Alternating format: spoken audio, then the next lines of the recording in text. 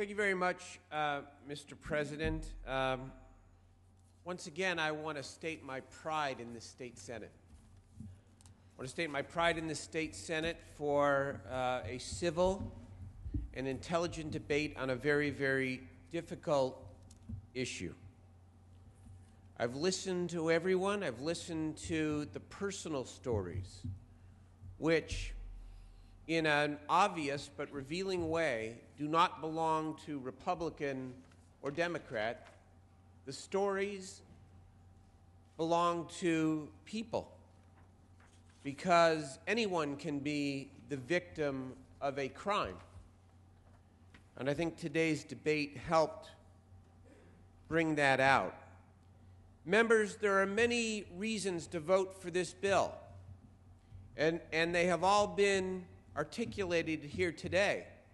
You can't forget that we are in the midst of a budget crisis and that $600 million of savings is in fact attached to this.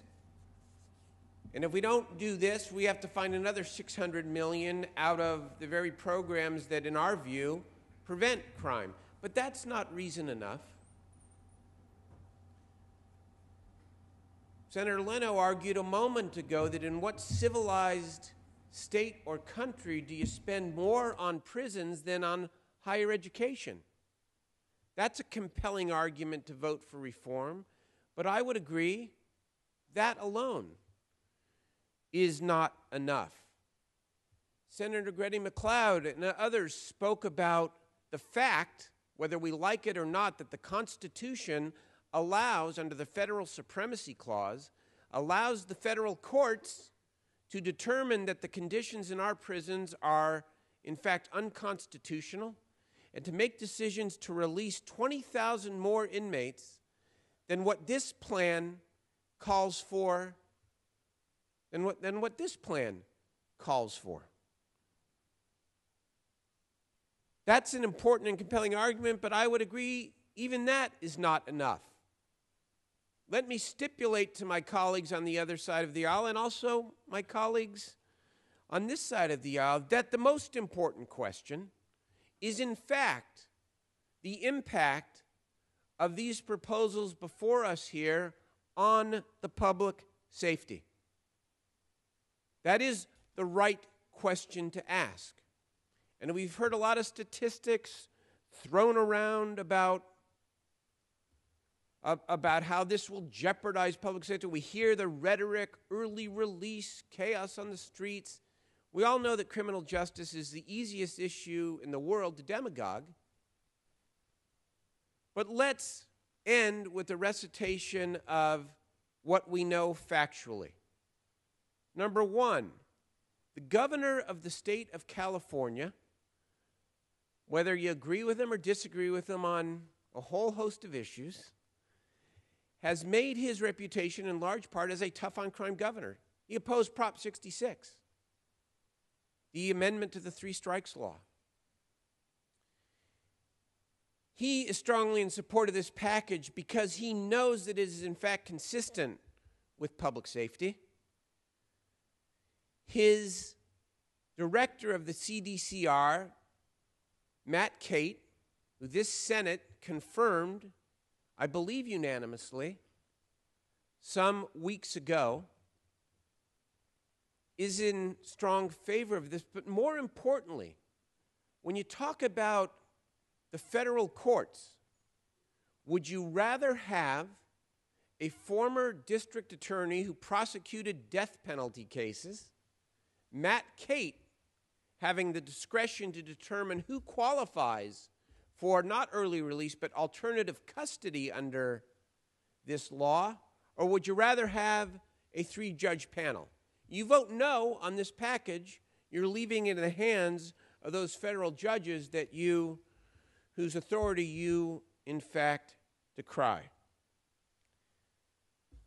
We want to protect people from violent crime. And I would assert to you that despite the overall drop in crime in California, we also know that a relatively small number of repeat offenders continue to cycle in and out of our correction system. And so the real question is, does this package do more to protect people from the most violent criminals and the most violent predators? And I would argue forcefully that it, in fact, does. We know that 70% of the people who leave prison and who are paroled return, and often return more than one time. We also know that our overstretched and overburdened parole system is dealing with a case ratio of 70 parolees to 1 parole officer. And it's not working. They cannot adequately supervise those who are the most at risk and those who are at the most risk to the public safety. Undeniable. We also know that 97% of the inmates who are now in prison will be eligible for parole someday. They will be out. The question is, what are we going to do? What are we going to do to ensure that they have the best chance to succeed so that the public is in fact safe? Here's the core of the argument. Under this proposal, those who are given the option at the discretion of Matt Cate, former deputy DA, former prosecutor of death penalty cases, those folks who are allowed an alternative custody are allowed that custody with the GPS and full supervision, as Senator Leno and others pointed out. What about the rest of the parolees? On the 70-to-1 ratio that exists in current law right now, CDCR estimates that the parole agent is able to accomplish 1 home visit per quarter, and that they are able to see the parolee in 1 office visit once per month. Under this proposal, the ratio will go from 70-to-1 for the more at-risk parolees and those who are most at risk to public safety, from 70-to-1 to 45-to-1. And what will that mean? It will mean that those same beleaguered parole agents will be able to make, instead of 1 home visit per quarter, 2 home visits per month. And it will mean that the beleaguered parole agent will be able, instead of seeing the parolee in his or her office 1 time per month, will be able to see that parolee in his or her office 3 times per month. So 5 contacts per month compared to 1 contact per month under the current law. And so you rightfully ask the question, what is the impact on public safety? I think it is undeniable that the real failure of our criminal justice system in California, when it comes to repeat offenders, when it comes to our failed parole system, and yes, when it comes to this cost curve that is squeezing health and human services and public education and everything else that we all care about and that, in fact, prevents crime, the single biggest factor is that we have failed as a state to adequately distinguish between the violent criminals who belong locked up for as long as is necessary and those who have demonstrated no propensity for violence, no history of violence, who we can still hold accountable for their crime, but in a much more effective and a much more cost-effective way. 70-to-1, 45-to-1.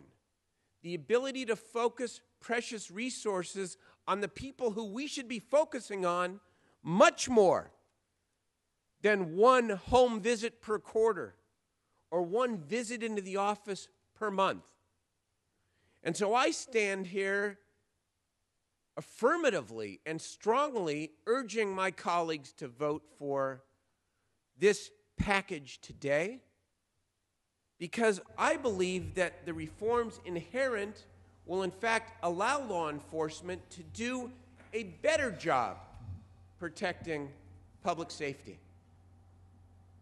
And finally, if you want to talk about a sentencing commission, and that is a key piece of the long-term reform here, one thing has not been said.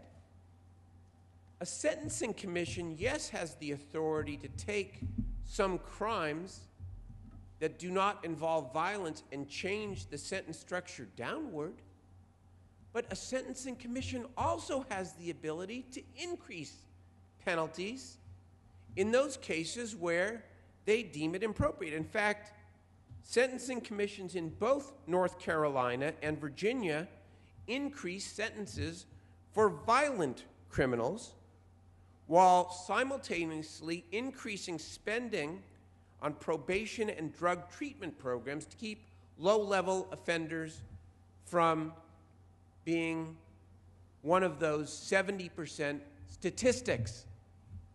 We can do better in California.